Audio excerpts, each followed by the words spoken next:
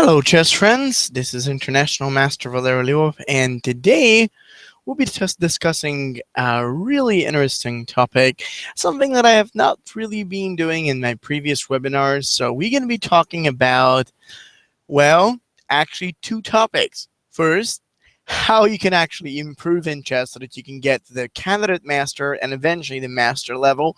And more importantly, how you can think with move candidates, which is really something that I'd say is the most important technique in chess, thinking with move candidates.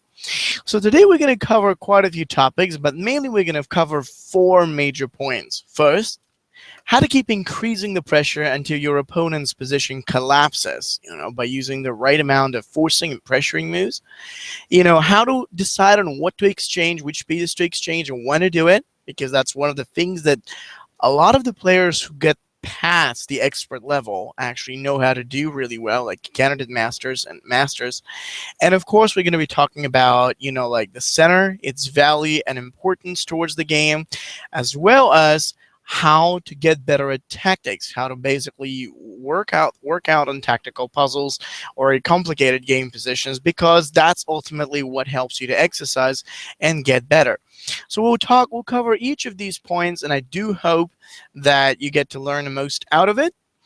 Now, of course, I'd like to back up all these things with certain master games and ideas and suggestions. So I'll actually like to begin with a few of my favorite, so to speak, games I've had the experience to see. And I'd like to open up the first one right now, the first I've prepared. I hope you enjoy it and you find it as much useful as much as I did. So we'll begin with an old, I like to say, master game, which is still brilliant. Really, really good. I've had the chance to, experience this game lately, and I thought this will be such a great example to share with you guys because it covers a few of the points that I've just mentioned are most important. So let's see what this game was all about, and most importantly, how did it go? Okay, so this game, okay, just one second. It was played between Boris Spassky and Lev Polugaevsky in the USSR Championship in Riga.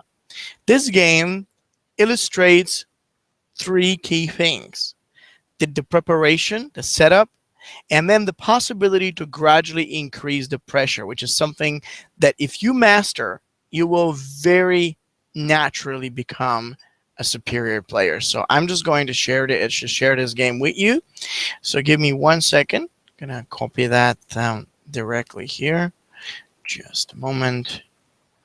Here we go. So let's see it.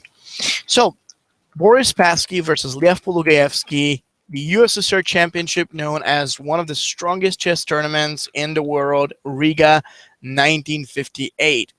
So let's see how did this game go and what we can learn from it. Actually, it's a very interesting fact, but Magnus Carlsen, the reigning world chess champion, acknowledged the fact that Spassky's game against Polugaevsky and Tukmakov were had a huge influence in some of his games. Like I believe one of his matches against Ponomaryov. So like he said that those games were fantastic, and I think you agree as well. So pretty much after e4. C5, Spassky was playing with white. He played knight f3, d6. Then we have d4, c takes d4, knight takes d4, knight f6, knight c3. And this is the open Sicilian. For anybody who is new, just let me tell you, this is the open Sicilian. It's one of the most common variations. And like basically speaking, the idea is that white supports the center, and after that he can continue bishop g5, bishop e2, depending. It depends on many things. So after that move, basically what black continued with the move of a6. So he played the normal knight or variation. And after that, of course, white played bishop to g5, which is, yes, the main theory. So what black picked up to do was knight d7, and yeah, this is not a very common line nowadays, knight to d7. People play it in order to protect the f6 and try to make sure the knight on f6 actually is defended. But it's not to say that this is the one and only move to be played. So he just wants to get control, support, and probably continue with his development shortly. So what do we do now as white? I'd like to hear what you've got to say. So, by the way, just to make sure that this session is a little more interactive, I would really encourage you to join on the comments in the chat, and then bring up any suggestions or questions or advice or whatever you think, whatever is on your mind, just bring it on. I'd be really glad to hear. I will try to comment on everyone, on everyone's suggestions and commentary and ideas. So yes, that will be great. Please do it. So here comes my first question to you, and this is, what should white do now? I know it may sound, yes, it may sound like not an important type of question, but yes, bishop c4. That move doesn't seem much different than bishop e2, with the exception of one thing: being active. I've always said that in an open position, or in most of these open games, although that's not entirely a theoretical open game, it's like a semi-open game, I'd say that activity could really help out the attack. So you need to start with that. f4 is a good move, but we would prefer much more the bishop on c4. And that goes without worrying that black could play b5, because in reality, if black jumps on to try and do with b5, you could very easily see that it's not really going to do anything too good. I mean, let's see it. If he plays with b5 as a move, I feel like we could just do actually bishop to the d5 even as a possibility. Let's see, b5, bishop d5, knight takes to the d5, then maybe even knight takes d5. So white will have a lot of extra pressure to move in and challenge with. So we have knight f5, we have the two knights. So yes, let's start with activity. Activity is the first thing that sets you up with all these little pluses, all these little edge advantages in your position that will further or later in the game prove to be most powerful, most important. So black played queen a5 anyway. White does queen to the d2, just moving up. And yes, queen d2, e6, and alongside castling. It's kind of interesting to see how very quickly white got most of his pieces out. And even though he has no immediate advantage or a chance to prove an advantage, things look pretty good. And the king is safe. The bishops are good. The knight in the center is awesome the way it looks. So black played b5. And after bishop to b3, bishop to b7. Certainly, black's attacking the pawn on e4. And then white just picked up to do rook e1. If any of you is wondering why did black not play b4 in the previous move, or why is he not playing it right now, it's actually very apparent. The move of b4 will be met by knight d5. And we understand the power of the piece potential. White wouldn't really have to worry about losing a piece, as if the pawn takes on d5, the discovered check is going to simply help white to dominate with every single piece against black. If the bishop comes to e7, we have knight f5 attacking the bishop, the pawn, and of course, knight e5 wouldn't help out too much. And if the black king goes down to d8, the other important thing is white could very seriously do knight to c6 with a check. Bishop takes to the c6, d takes to the c6, and you can see for yourself very easily that the extra piece really doesn't make any difference. It doesn't really help black too much. There's too much of an attack, and I don't feel like black will survive that easily here. So anyway, that's just what white had in terms of preparation, and obviously black did not dare to do this. He actually played the quiet and secure bishop e7 move, hoping to solidify the position. So what do we do now? This is important. White's to move. He's got a good position. Black is a little backward. So here's another question for you guys. What is white supposed to do here?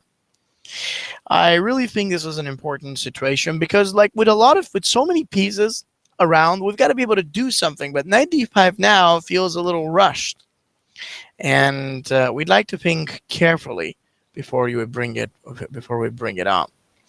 And while you're thinking about that, I'd like to actually recommend you to check the link below the video because it provides a huge 60% discount to an incredible package of Grandmaster lectures on how to attack, all the key principles of attacking, the important idea of forcing moves, the principles of successful strategy, the War of Champions strategy, like there is aggressive chess, control the center, how to play more positionally, what to do in order to defend, how to master the middle game. It's actually, I think it's about 10 DVDs that you can get at a fantastic price.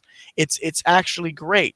So I recommend you to check it out. It's really good, and yeah, you will definitely enjoy it. So in any case, what should white do now?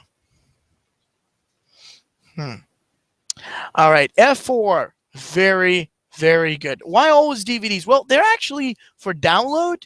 So what I'm going to tell you is you can check it out. It's for down. I'm just going to send a link right now. So check it up. You're really going to like it. So let's get back to the game. And this is F4. The bishop on the B3 and the knight on D4 are really placed in perfect direction. But you can't quite make anything that great unless you find a way to push up and open the lines. That is true. The way we can get to open up the lines by exchanging pawns is going to guarantee each and every one of our pieces an open spot and attacking possibility. With F4 on the line, white's ready to go with E5 or maybe play along with F5, and step by step we are going to go and move towards the right direction. Does it take time to be done? Sure, it does. But I don't think it will take too long. It's a great start, good sequence. Let's keep it going. See, it's important to build up a good potential. That's definitely important. But don't forget that oftentimes if you want to be really successful, you have to find a way to use your pawns, because the pawns are going to help you to clear out and then create more threats. Well, F4 was great, and then black played the thing that he thought will help him most. He didn't want to castle, and to be really honest, I think he should have castled. Now, of course, B4, you may be wondering, why doesn't black play it? The truth is, if he does, it's likely not going to help too much. White will still deliver knight D5, and then after edicts to the D5, edicts to the D5, as it goes, we see, should the black king castle, we can do rook takes E7, and I think it's just not really all that great. On the other hand, knight F5 is coming, so we see that the bishop on E7 turns more into a burden. Possibly it was best for black to castle, but he didn't want to do it because castling short will now be a problem, you know? If he castles short, there is this big, well, can you find it? Actually, there's a lot of space for white, great position to advance with, and much to prove. However, I feel that white is more than well prepared and enough set to do this whole thing. What do you think?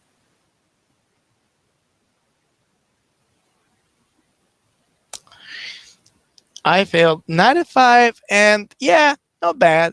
But then there's like knight takes d6 instead, which after f takes d6, bishop takes to the e6 really kills off black's position. You can see this. King h8, bishop takes d7, is hanging here. If he takes with the knight, or if he tries with a move like rook to f7, well, to be really honest, I don't even know what's going to happen. Like, let's see. I think after rook f7, we can even exchange, take, and open. The opening of the position is a very special feature of the pawns, because when they move forward, they really get to attack him pretty quickly. So that was exactly what white could have done. And then black decided, you know what? It doesn't matter. Let's just put the knight on c5. Let's attack the b3. Let's attack the e4. Let's just make something. So what do we do now? I mean, white has already won the battle in the center. He's already developed the pieces, and even though the pressure isn't quite there, we have to do something. We have to find out a way to challenge or threaten. E5. Awesome. You see, I would always like to say that exchanges have to be done primarily, like in a careful manner. Like sometimes you can exchange, sometimes you don't want to. It depends. It honestly depends. But what I love about the move of pawn up to e5 is how easy this move is supposed to be. It's going to exchange the d pawn so we can get the f flat. We can get the e pawn e file open. We can have that bishop from the g5 attacking the opponent. And this is a great start. It's like a very, very good idea. There's nothing else that we need. We basically get the possibility to open up as quickly as possible, and we make it work. Let's do it. It's a great variation. It's a nice way to follow. Nothing to worry. Step by step, we make it work. All right, let's see what's actually going on in this position. In fact, right after the move of pawn to e5, Black played with d6 to the e5 in this moment. And all right, we obviously need a strong follow-up in this position to make anything work. So does anybody have a suggestion on what we have to do here?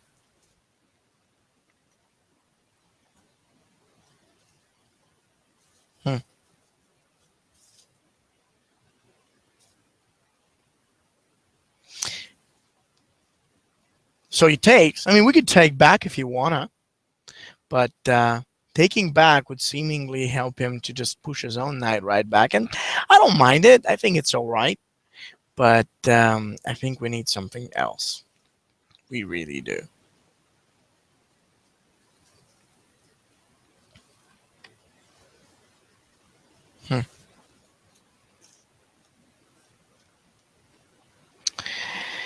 Let's see if anyone could basically suggest a good idea here. What to do? Rook takes d5. A lot of moves like that. Well, you know what? It's not a bad thing to do. Rook takes d5 is going to sort of help you out with the plan. You can basically push your rook right through. You can keep it against the opponent. Is this a good idea? Well, let me put it this way. I don't think it is a bad idea. But the problem is there's no threat. Now, when you begin an attack, when you make, pressure, the most important is that you have to base your attack on threats. The issue with rook takes to the e5 is that there's no threat. So what Black could just do is simply castle long. And then the moment he does that, I think this is basically it. His king is going to be castled. He's going to have a fairly easy position, no trouble. It can go to b8, likely the rook on c8, even the rook from h to the d8 could be played out quite well. I don't want to say that this is bad, but you can realize there's just no attempt on challenging. Now, remember this. Threats, and more importantly, the forcing moves, is what makes any strong player, candidate master or bigger, to be successful. With the move of bishop takes f6 that white picked up to do, he's actually able to achieve this very effectively. He takes away the big piece, like the knight, that was very helpful. And then the moment we do bishop takes f6, you realize after g takes f6 and then f takes to e5, Black is going to have a little more problem than expected. I suppose that it was the best shot, but Black just didn't want to do this. He played bishop takes f6, and that was kind of his mistake. Now white is able to play f takes d to make another attack, then g3 to challenge the bishop back. And we have a very important position to decide. So let me teach you right now how to think about move candidates here. See, thinking of move candidates is tricky. It's not very easy to do this, and I have to say, you have to be careful. So the black bishop going back to e7 sort of helped him out with the with the stability. It just gives him a chance to consolidate, to stay well. So my question to you is the following: when you have a position just like that one, with a lot of space, strong-looking knight, good control, the question that I feel like you need to ask yourself mostly is, what are the forcing move candidates that really relate to my plan? You know what most chess players tend to do is that they tend to think about one move. And it's not a bad thing to consider one move, but the problem is that if you have only one move on hand, you just get to think about it, And it may or may not work, depending. The problem is, you wouldn't know, at least in this situation. So what are the best candidate moves? I'd like to hear. Knight takes to the e6 is interesting. Yeah. For although you have to know that queen d7 is not easily happening, given that the black knight is controlling this square. It's an interesting candidate. So we can consider it, perhaps, or maybe not. Depends. But it's why not? We might want to think. What else do you have? What other possibilities does white have available besides that move?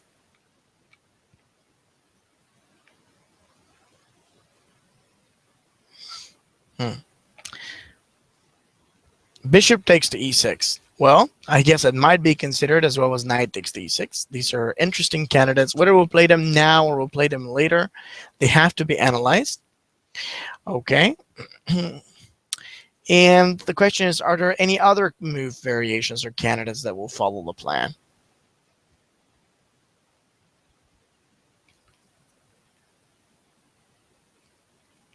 Try to remove the knight from guarding e7. D7, you mean? I suppose so. Well, I guess we have two forcing moves to begin with. You know, what's great about those moves is that when you start thinking about these forcing moves, it's kind of easy, really. It's like they force the opponent to respond. Like you do a tactical move, then you know he has to respond. Then you do another one and another one and another one. You constantly keep him on the under pressure. You keep him, you know, defending and being backward, which is a great idea by itself. So that is how we do it. That is just a very lovely, powerful move, which not only helped out white to advance and take down black's defenses, but it was so beautiful to do it. This move. Now, of course, one thing you have to understand about these moves is that a calculation is a very necessary part. If you don't calculate it well, you might just as well, you know, sign your death sentence in the game. It's bad. But I think that right now, white has absolutely nothing to be worried about, because if you look at it more carefully, there's just so much to follow it up with. There's so much that white can do. For instance, the moment white plays with bishop takes to the e6, we see that if black jumps in to play with, let's say, maybe f takes to e6, we have knight takes to e6. The difference between white's activity and his pieces as opposed to the black pieces is just like huge. There, king f7, rook f1 check, king g6 takes, king h5, and maybe even we can play g4, which is basically leading into a checkmate. So black can't quite do that in this moment. He can't play f takes d. One opportunity for him is to eventually try to castle on the short side area, but in that case, white can just do bishop to the b3. And then I'm thinking after castles, or maybe even bishop to the d5, which actually looks a lot more centralized. After that, I would say white has a huge advantage. Like he's got a pawn up, he's got the centralization, and he's got all the necessary pieces really leading up. So, you know, that's what happens. When you get the setup, when you get the build up and the real control, all those possibilities become very natural. So what black decided was, you know what, I'm not going to let this happen. I'm just going to go castle. In fact, he did that right now. And then white plays not bishop to the d5, which I think was really good. He did bishop to the b3. He just didn't want to exchange, I guess. At least if it's not for the black c5 knight, which was pretty important. So black played rook to d8. White moved his queen up to f4. And now black tries to counterattack. Now you need to know that there is such a situation in which your opponent is going to use the loss of material. You have to know that the loss of material in order to complicate your game. That may happen in very different ways. Sometimes it can happen with, you know, like certain pawn moves or certain, you know, attacks. But he's going to try to use it. Now, something we realize is that as soon as black advances that pawn onto b4, he is pushing us back, pretty much forcing our knight or the rest of the pieces to go down. So we want to ask ourselves, okay, he's advancing, he's strong, he's capable. What do we do to defend here? Or how do we consolidate? So let's see if anybody has a good suggestion. We have strong development and we just want a pawn. But the problem was he gained some initiative. He gained the chance to attack. So what do we do now?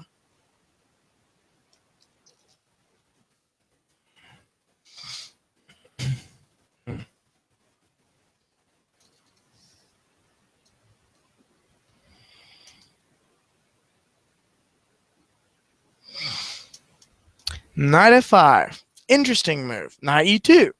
Well, I'm not a great fan of backward moves, so if we're going to do something, knight f5 looks like a better idea. It will be more, menacing there. So I kind of like this. But now let me tell you something. You know what masters have, and how this is a skill I'm going to tell you about, and I'm going to tell you exactly how you can think of it. One of the things that masters know how to do is to basically assess the risk. In situations like this one, there are many moves where you can play. Jump with the knight up, go with the knight back, do this or do that. It's a lot of different things. But the only way for you to know which is actually the very best move of the the sequence of the moves you want is to think about which move is going to present less of a risk.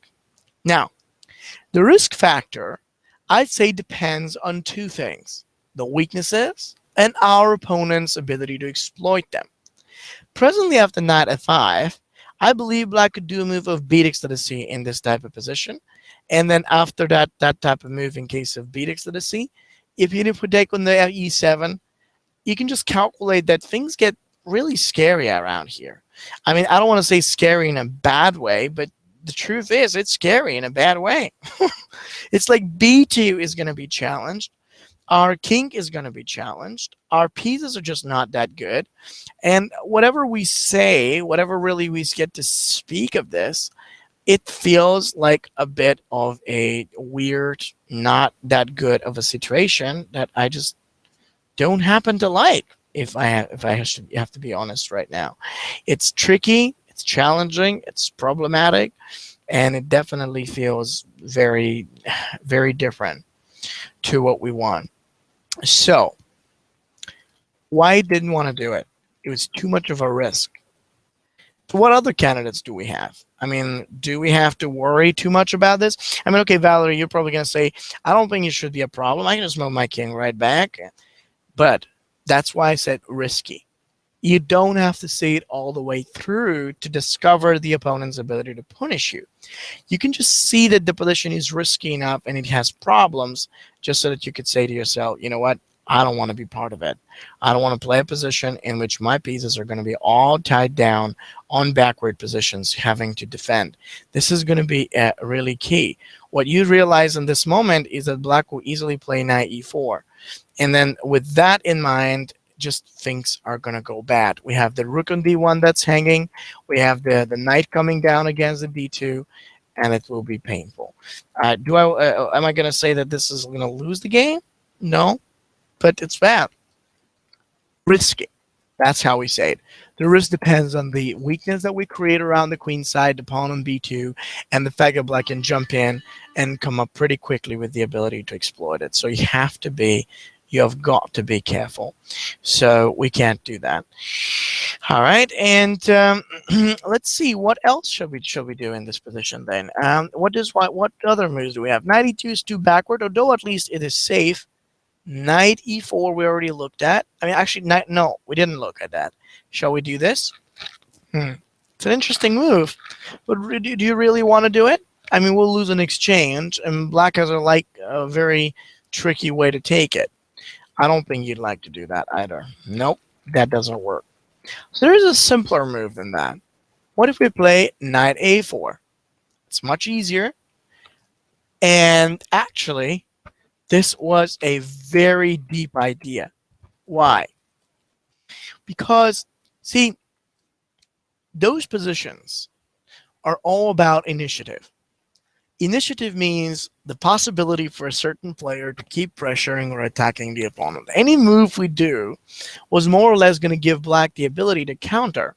And I'm certain that it wasn't going to be like super terrible or bad, but it was going to cause enough trouble or enough damage to make us lose. And so, for instance, after knight a4, the reason why we might actually want to play that and consider it successful is because of the knight e4, knight takes a4, knight f5, rook takes d, you could suddenly see the main problem of black. He can't quite easily defend his position out there. If he plays with a move of bishop c5, we get queen g5. That's what I mean by initiative. while white is able to create multiple amount of threats and black has a hard time in handling them, most of black's pieces, even though they stay advanced, they're completely discoordinated and dislodged, so that there's no way of how he can make any problems. It was great. What about if black tries maybe an exchange, takes, and maybe bishop d8 to prevent that? Well, if he did that, then we'd probably have e6. And I have to say, after the move of e6, likelihood black will have to play knight c5. I mean, okay, f takes he loses due to knight h6, and bishop takes to the e6, plus rook takes d7. I mean, every single piece of white in the position just completely destroys and ruins black's development. It's great. What black has to do most likely is knight c5 to just move around and help near the queen side. But then in case of knight to the c5, we can just do e7. And then after knight takes to the b3, a takes to the b3, we are quite in a good condition to help out. Bishop takes d7, knight takes d7. We have an excellent position to keep up with. And you know, that was great. I think this is very, very good. The tactics are great. The most of black's pieces are just completely horrible and in an awful position as this goes, and it's beautiful. It really is great. So that's what we need to do. See, take the possibility and then, you know, like get the chance to think. I don't. Number one, you see, like rule number one about these positions is keep the pressure on, like hold them. And then at a certain point, of course, we even sacrifice. But that sacrifice doesn't matter because white's able to continue. Well, black saw that. He realized the danger of the move knight a4, a really powerful knight f5 threat. So he said, you know what? Let me prepare a counterattack. Okay, so now black plans bishop g5. He'd like to win our queen. And the position got a little more convoluted, a little more complicated. So this is the moment where I want to share with you a secret. How do you play these type of convoluted positions when there's so much to see and think about and do? Well, before I do it, I like you to think a bit and then tell me your own suggestions and ideas on how this game can go. I'd like to know your thoughts and things that you'd like to say about this position.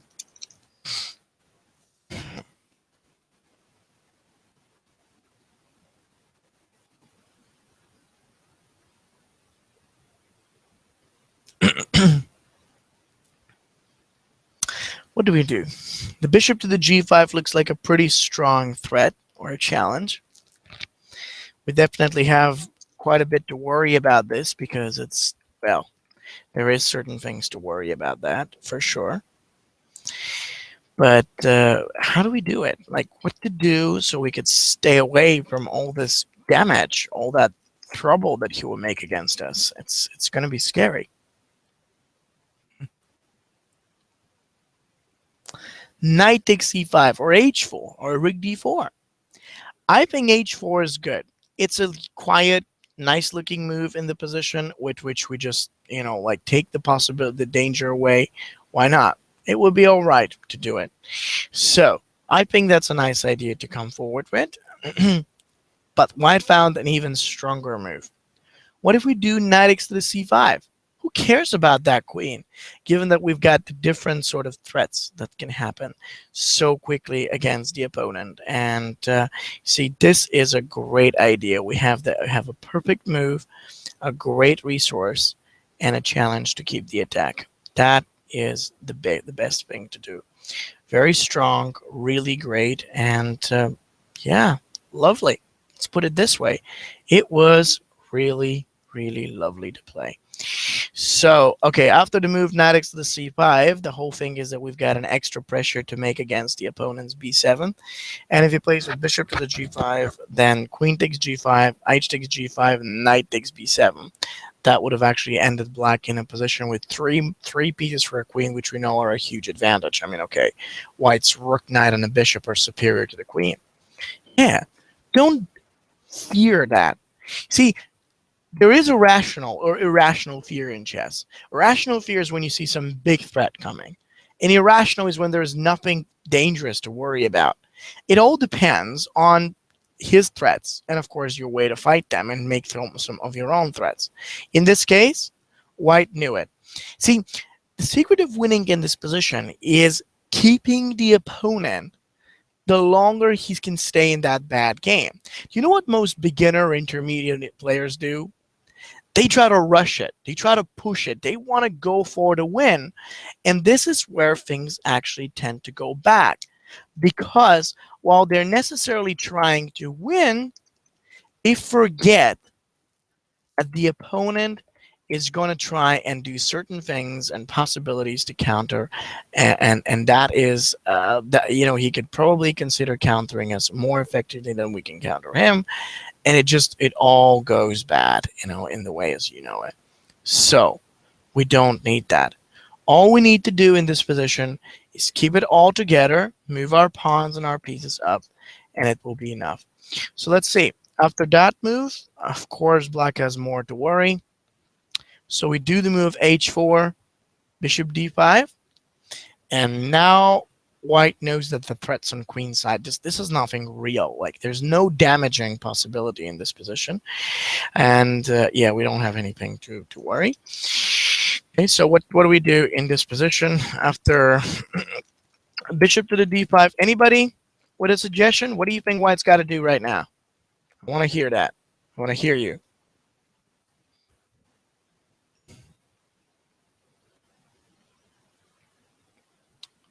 Knight f5.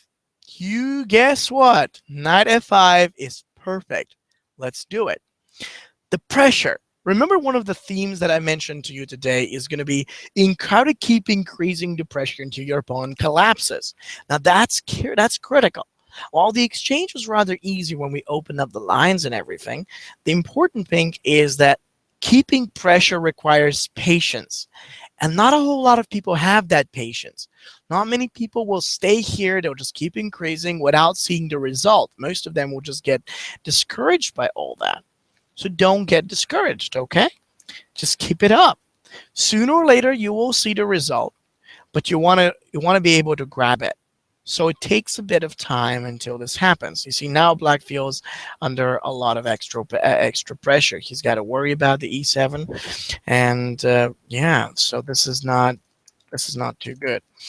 So one of the things that we see also is that e7 is under pressure, and yeah, the rooks, maybe even knight d6 or queen to g4. It's pretty bad out there, and yeah, takes black played Rekt. I think it was a big mistake for him to take on d1. But tell me, what do you think he'll do with black? He does have nothing. No threats, no possibilities, no attacks, nothing like this or that. It's a problem. And it's not just a quiet, simple bit of a problem. It is a big problem that he has. So, okay. Yeah, well, that was it. After 8x to b, black played Rook takes d1. Rook takes to the d1. Rook to c8 in order to challenge up here. And what did white do? Queen e4. We've got to stay positive. We've got to stay active. With the c2 being very well covered and protected, white's queen is super strong. Now, what would have played in case black did Rook d8? You know what? That's a good question. Thank you. What would you do if he does play this? Well, there are a few different ways to go. I think that one of the easiest ways is if we just get to play Rook f1. So now we leave the black rook empty on the open yet completely useless file. Okay, just like that. It's so black decided, you know what? Let's just not lose time. Let's bring it on the c8 and play bishop f8. So he says, okay, I'm not in a good position. You're a pawn up, you have good activity, but try to prove I'm wrong. Try to prove me wrong. So how do we play now? That's a really, really interesting position. What do we do now?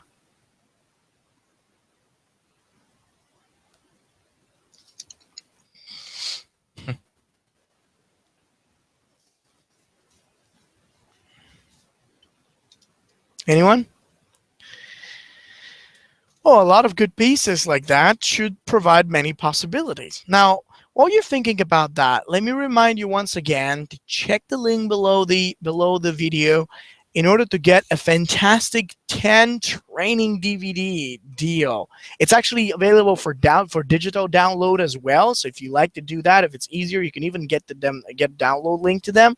And it has everything in order to make you a better player. It has all the little steps that make like a beginner to an expert and a candidate master level. I think it's a great, fantastic bundle that the great guys of IHS have actually been able to set. It's all Grandmaster lectures, so you can actually study with Grandmaster's instructions. And from what I'm showing right now, these are just a few of the little things that are being shown in the bundle. I think you're going to find it an incredible, invaluable tool for learning, for studying. Well, knight d6. Let's talk about that. Did white play knight d6? I think he could have, but then there would be nothing more. I mean, think of this. Knight d6 was met by rook d8. So the question is, where do we go from here? So it's nice, but nothing more. See, the follow-up or the result are really the two things that matter. And I kind of doubt about both of them because I don't see a way on how we can make the challenges go here. I don't realize how we can make anything more menacing or more threatening. It doesn't look like we can get too much. Nope, there's a better idea. Anybody? E6. Absolutely, that's what we're supposed to do. What we're supposed to do in here is to make sure we break. I mean, think of this.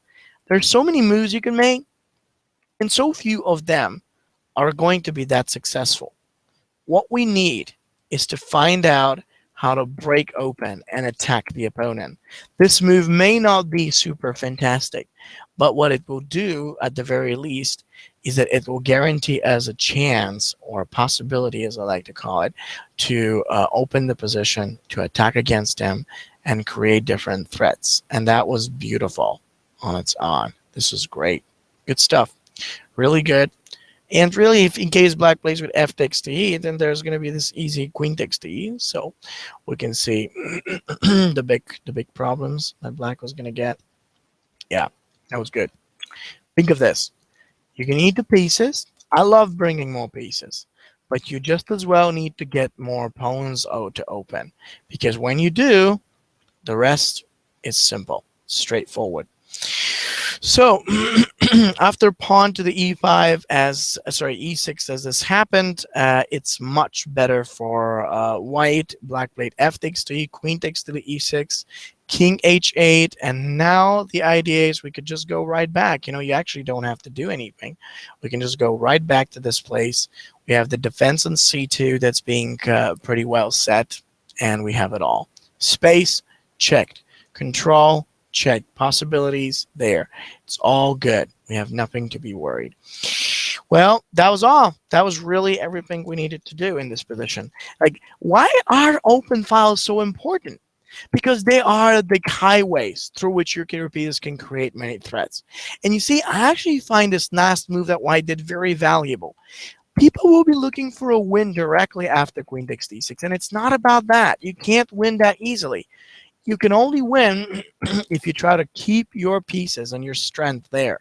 White played queen e4, and he kept the queen, the rook, and the knight on very valuable positions. Just against the black king, just against his pieces. So we have d8 covered, which is great. And so that was very good. After that, queen to the d3. Black played rook e8, and then white did h5, bishop e7. And well, okay, we've already gotten a lot of space, a lot of control. Now, actually, one of you asked, what happens after knight d6, rook d8, and queen c4? Let's see, probably that was a little earlier. You mean here? I guess that's possible, but actually, I'm thinking after that, black could probably even take it. And just it's a lot of complications here. Just do queen a7. Probably still good. The bishop takes d6, queen e3. I guess white just didn't want it. I mean, look at what position we got. So it was much better. So what to do next? How to transform. We have a great advantage, extra pressure. The opponent's being challenged or pushed back and in a bad position. So we definitely want to do something. So how do we do it?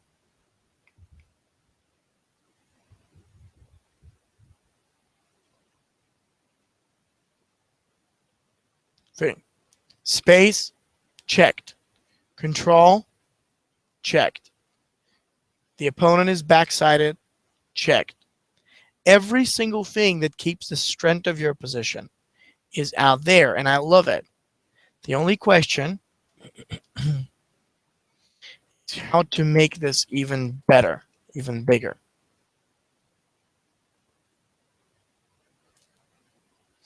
Rook f1 or Rook e1 or knight xd7. I like Rook e1, but I'm worried that black will just do bishop g5 check. He'll get active, he'll trade the rooks, and things are going to be okay. It's not that I'm against exchanges. In fact, I do like exchanges. But before you actually commit to exchanging, you better think if you're actually ready and if you're going to win something as a result of that. If you feel like you could win something, that's great. But if you can't, you better don't go for that. And that's exactly how we did it. I mean, so like white could have kept a little more, but black would have released. So he made an exchange, which, however, led to queen g6 and the part which we call transformation.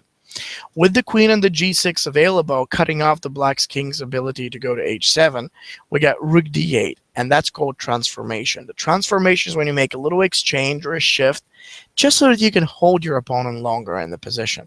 Trading off the queens would have forced him to stay back in an awful position at h8 with his king and a threat to checkmate.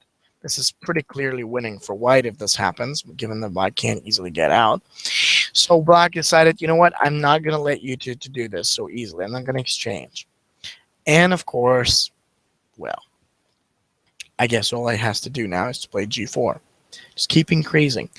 The key, like step by step, white's adding a little problem and a little problem and a little problem. The more problems he keeps adding, the worse it gets for black to play the situation. Exchange takes rook d4, which was fantastic. Black had to move with his pawn to a5. King d2, which simply brings the white king up. Then c4 to make a pass pawn. Bx to the c, bx to the c, rook g5, c4. And after king g8, okay, white has a winning endgame. Everything's clear. Pass pawn. Black's tied down. I love what white has. But there's one little move that separates white from being able to get a completely winning position. Would anybody give me the honor and find out that move? Please.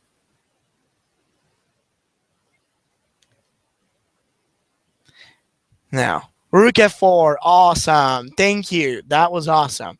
We've actually taken the opponent's possibility away from getting his king. And then now we have the opportunity to go ahead with king c3 towards the d4. The pawn can push.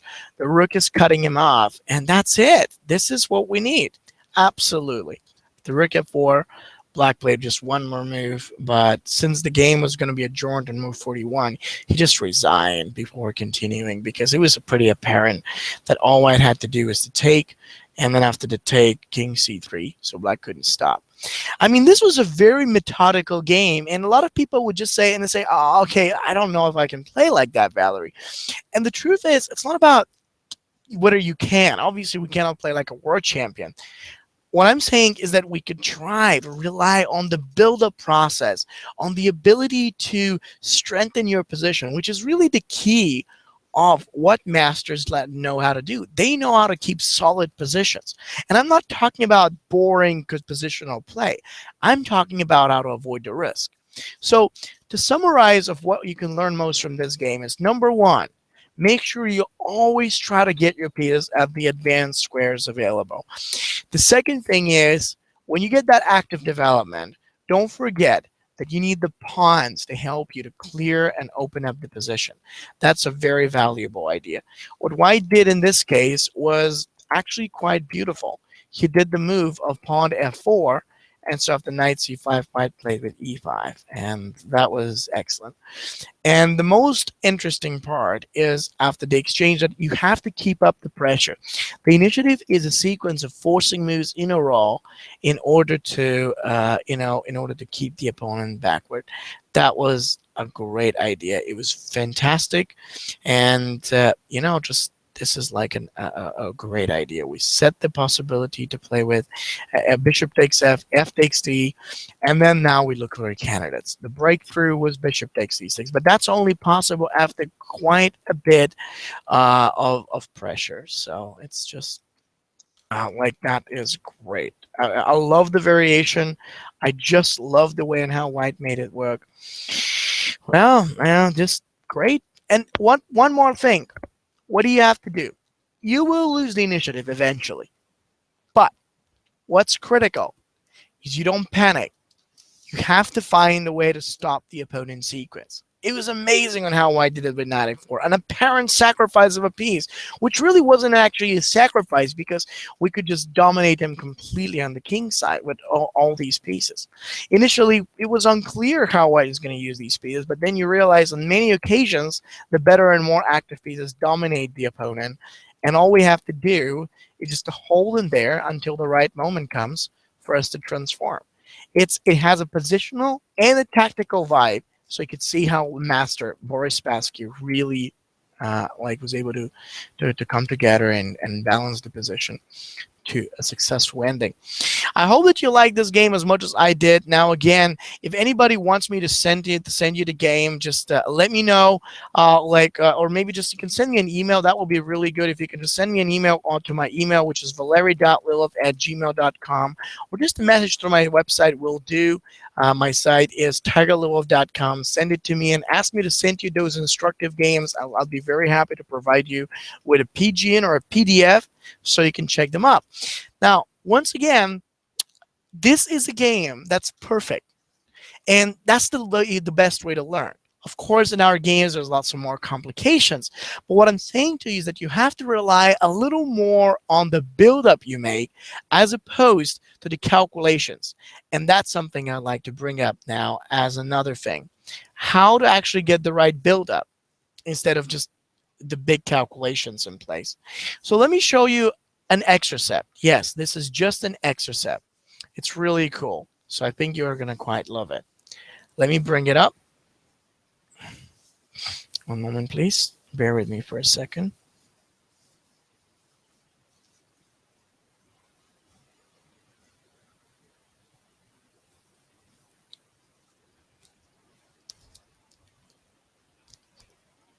Okay. So now, in this next position, I'm going to show you so we see this game, we actually saw how to fight for the center and increase the pressure against our opponent. That's great. So now we're going to talk about how to exchange when, and more importantly, I'm going to give you a few very instructive tips on how you can be more successful when working on a complicated or a rather tactical position. This is going to be cool. So let's talk a bit about it. Okay, just a second. All right, this one is super interesting. The game was played between a D. Petrosian and Grandmaster Grandelius. It's a pretty smart game. I'm bringing it now. I'm not going to tell you who wins or who loses. I would just like you to look at it from the black perspective. So for this reason, we're just going to flip the board to look at it from black's perspective. Grandelius is a very strong grandmaster. I think he's a Swedish grandmaster, if I'm not mistaken. Yes, he is. And his opponent, Petrosian D, I have no idea who he was. It was played in Sarajevo in 2010. And it is an instructive position where white is attacking all on the king side. So there are some possibilities here, but it's a really wild position. Sometimes you're going to find yourself in a one like that, either in the final stage of your attack or just in a position where, well, you feel like something's got to happen. And you just need to go through this point, through this stage, if you want to do whatever it is that you want to do. Like you may be prepared, you got everything. So suddenly the tactics begin, and we have a totally different story. The logical, gradual approach does no longer work as much. So what do we do here? Now, I'd like you to think carefully about this from black's side and give me your thoughts and your ideas, your evaluation as to what black should do. I think black has a good-looking knight and a good-looking queen and a good-looking rook from the b8. As a matter of fact, most of his pieces are pretty good-looking. But what exactly is black supposed to follow it and do in this position? I'd like you to think carefully and let me know your suggestions.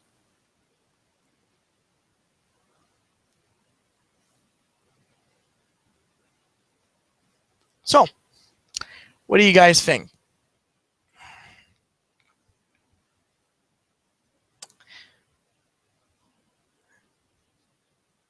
Now, black is not good. I mean, the truth is the G7 is hanging. The two rooks of white are pretty good. The queen is good. And we got a situation there with most of our pieces all over the place, like the bishop on a6, the knight on d2, the rooks around, the queen on h6. It's not one of the positions which we would really love to have and bring in. So the question still stands. How to do things. Now, rook takes b2, exchange, simplify.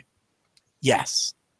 The first thing is you want to be able to know what an exchange will do, positively and negatively, because it almost always will have positives and negatives. I first suggest that if it's for you making that exchange, focus on the negatives. Okay. If you are going to, if your opponent is making, think about, it's critical that you focus on the negatives and positives because that will help you clearly. So I think the formula, I got it a little wrong. I confused you a little bit, but basically it's like that. If it's you deciding whether to go for the exchange, you would like to think most importantly, what will be the positives of that? So like, what am I going to get from this? Am I going to get something? When it's your opponent making the exchange, you'd like to think about a little more of what are the negatives, because apparently he's going to be the one to do, to start certain things. So if you're going to make an exchange, what positives what does that exchange give me? Do I want to do it? If your opponent is making it, what are the negatives? Like how vulnerable my position will turn out to be. It's important to think both ways, but I'm just saying which one you can give a little more attention to. So yeah, let's get back to the position. Rook takes b2, queen e3 or queen g6. Now let's go over each of these so we can talk about how they work. If we go for a move like right now, well, actually all of them, those moves look good, but if we go for a queen to the e3, the issue is that white will likely play rook f2. And while I certainly enjoy that queen, the knight, I don't really see any further attack. We can give a check, you'll block us, and that's about it. After bishop f1, he's got the g7 attack, he would likely win the next move. So we can't do that, or at least you shouldn't do it. What other idea do you have? Okay, what about queen to the g6 if we do it? Queen g6 would have been interesting if it wasn't for rook g5. We would take the rook, but then white has e6, which is basically a killer move. With the take on g7, the king and the queen, he is really going to be like a terrible spot. So we can't quite do that either. We shouldn't. Okay. Now, what else can we do? Queen g6. What about rook takes b2? Yeah. Well, you see, I think that when you calculate, one of the secrets of calculation is to figure out goals for each player and follow these. The move candidates that you follow or you calculate with for both you and your opponent, like I go here, he goes there, will be useless because there are too many things to happen. And if you're not aware of what each player's realistic goal is, you'll constantly be drifting, thereby just leaving important move candidates and possibilities behind. For this reason, I recommend set up a goal. The black major goal is pretty apparent. He'd like to find a way to challenge the white king, thereby considering a take on b2, going on the back rank, even queen e3, they make sense. White's goal will obviously be to go faster and challenge on the g7, thereby the king. So I think it is pretty apparent. We have to consider rook takes to b2. Then I'm guessing white has to do something. Now rook takes g7 really, because as of the rook takes g7, queen takes g7, rook g5, here, there, we can just play rook f7 with a check. and rook f8. And yes, I do recommend you to do this whole calculation visualizing. You know, I've often been asked myself, Valerie, when do you visualize and when do you not? I mean, for training purposes, you would definitely like to visualize. But in a game, you have to think. If you believe there may be a better or an easier move, before jumping on to calculate this whole thing, look at this. If you don't find any better move, you have to play it, because apparently you will visualize a lot better the position once it's played. And given that there is no other alternative, you just say, okay, let's go with that. However, when the line is risky, or there are certain alternatives that you can choose, which may be even better, and you don't know, you have to try to visualize it. Similar to this position, after rook takes to b2, he will play rook takes g7, queen takes g7, rook g5. Then we have rook b1 check, there, rook f8. And now, one of the things about a VEC calculation is you want to be clear on what is the minimum you can get, like how much is the risk. In that case, I believe that at any point we could do rook f7, taking back the two rooks. The only issue is that white will do bishop takes d5, so I guess that's not a minimum, which means you have to keep calculating. The king will go to e3, we take c4, and that looks good. I suppose if the king goes to e2 in the position after rook to f8, well, let's think. So now we're starting to lose the picture. Sometimes I do start losing the picture. So I say, let's go back from the beginning. Let's go back from the beginning. We remove all the arrows. You start calculating from the beginning. We make a replay. What does replay mean? Shortly going through all the moves again so we can see the final position, the critical position clearly. Rook takes b2, rook takes g7, queen takes g7, rook g5. Then we have rook b1 check, king f2. And then apparently we would like to have rook to f8 check here. So he moves up to e2 if he wants to escape. Now after that, I guess we have to keep going with forcing moves before we lose. We can do bishop takes the c4, king takes d2. And I guess we've protected the pawn. So if anything can go wrong, at least we've got rook f7 to protect, which will give us the two rooks. We have a good solid minimum. We can put a stamp on that line as good, which gives us enough hope to play rook takes to the b2. And the reality is that yes, this line is highly advantageous. After the check here, rook f8 there, bishop takes to the c. While we've certainly seen the minimum that is likely going to happen, I would like to mention that there is much more. Like black can continue. Of course, you can't see it that far, and you're not supposed to. You just want to see it until rook f7. But when the game goes along, we can certainly realize there's rook e2, and likely wherever the king goes, he will lose. Rook king f3 check, going here. Is the only way to go, but then we've got like rook f2, and he will lose. He will never even get to take the queen. If he comes back to like after that, like say if he plays to c3, it's also a checkmate from here. So yeah, it was pretty good. So in the game, as black played like that, white actually saw that line, and so after rook takes to b2, he played rook f8 check. Of course, we'd like to go back. You'd like to think of any sort of variations or candidates the opponent may have. Sometimes you can miss moves like these, which could be quite critical. The interesting part, though, is that black knew, in case of this line, there's a little move that can help black to secure his game, and that's rook takes f7. It's called a little in-between move.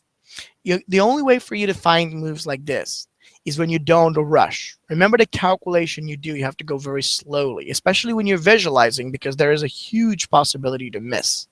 If white takes bishop takes f7, he's got no follow-up. And when you took with the rook, I'm going to let you guys to find what black does next, because this is, I believe, the most critical position. If we get nothing after rook takes f7, white will likely be winning. So anybody? Think here. White is threatening to checkmate on the very next move. If we let him, we're dead. So remember the goal. Every position that's more tactical must assign a goal. What's our goal? Queen e3. No, he's going to move king g2. He'll be safe. That's not a very good thing. Our goal was to find out a chance to attack against the white king. While queen e3 is certainly an interesting move, and king h8 is too passive, Now, you see, if you play king h8, white will go like rook f8 and checkmate you. I think about something a lot more forcing. Nobody has found it yet, so you might have the chance to be the first. Knight f3, well, it's going to take it with the rook or with the queen. I guess it's not good. But there we go.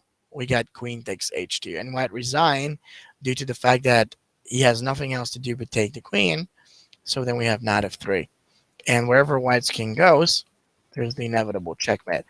I mean, this was a complex position, but I want you to learn 3 rules. Rule number 1 about working on complex positions or calculation or puzzles. Find out what's your and your opponent's goals. That will help you to direct your calculation as you do it. Second, measure the risk. Similar to what I mentioned in the previous game, you want to find out how risky the line is. That will determine whether you have to visualize it long enough or not.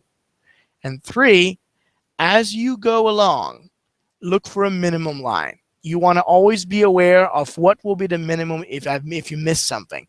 Otherwise, if you go too deep with too many sacrifices, you know, if you miss only one move, you can lose. So that is important. Black found it out, and then he did rook takes to b2. That was great. And oh yes, one last thing for you guys. You know what? Black didn't even have to do this.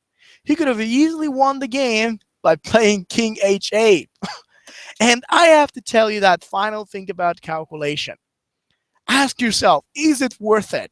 Like, sometimes we have a much simpler move to achieve whatever we want to do in a much easier, more straightforward and a better way. So why do we have to go through all this when we can actually have a move like king h8? So think about the simpler moves, the easier ideas. Sometimes out there, you find a lot easier and better move.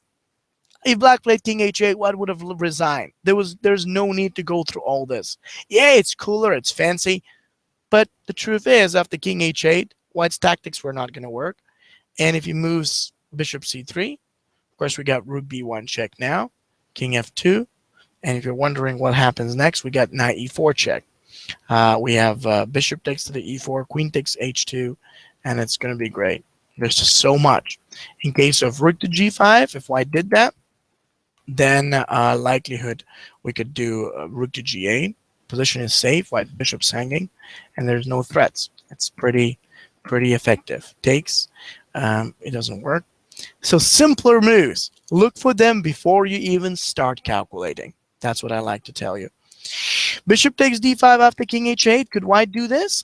Yeah, he could, but that doesn't mean that it would have helped. If he did this, then we would have just taken on c4, I guess. Take bishop takes c4, and would have just exchanged as many pieces as we can, thereby just completely cutting off the attack. So simple moves. First focus on them, and only if they don't work, try to calculate.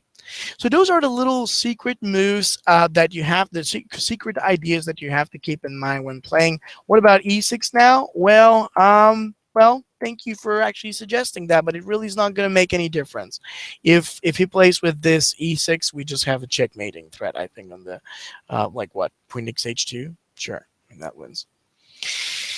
In any case, I'm really happy that you guys joined me today. Keep in mind that I really recommend you to check this link below the video. It's 60% off 10 training DVDs available for both digital download or physical copies, whatever you like. It's Grandmaster lectures covering all the necessary secrets to make you a good player. Just in case, I'm going to post a link on the chat right now. So if you want, just check it out. I think you're going to have a ton of fun, and you're going to find it very instructive to go over these. So check this up. It's brilliant. It's a brilliant deal. Just don't miss it. And of course, if you would like me to bring up any of those examples, any of those games to you, just let me know. Like, you can actually write to me on an email, on my email, which is valeri.lilov@gmail.com. I'm going to post it in the chat again. Or maybe you can just visit my website, which is tigerlilov.com, and send me your questions and queries out there. I'll be very happy to hear from you and just provide you with any feedback on whatever you may need. Thanks so much, and I'll see you next Saturday at the same time.